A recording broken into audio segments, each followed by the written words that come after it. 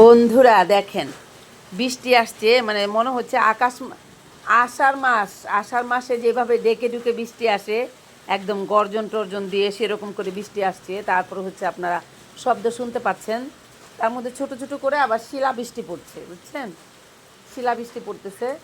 তো এখন হচ্ছে যেটা ঘটনা, সেটা হচ্ছে বছরের প্রথম হালকা বৃষ্টি হতে পারতো, তারা একদম ডেকে ডুকে আসছে। ভালোই হচ্ছে, মনে হচ্ছে আষাঢ় মাসে বৃষ্টি হচ্ছে। কিন্তু এখানে একটা খারাপ যেটা হচ্ছে, সেটা হচ্ছে যারা ফুটপাতে এখন দোকান টোকান নিয়ে বসছে, তারা তো আর জানে না যে এভাবে বৃষ্টি হবে।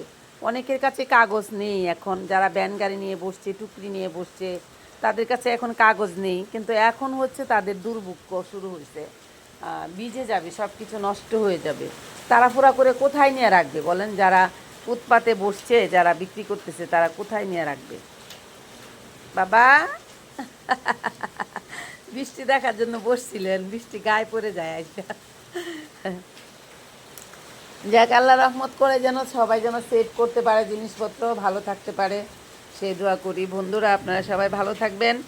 আর শিলাবৃষ্টি হয়ে যেন গ্রামগঞ্জের মানুষের ফসল নষ্ট না হয়, সেই জন্য আপনারা সবাই দোয়া করবেন। সবাই ভালো থাকবেন। খুদা হাফেজ, টাটা।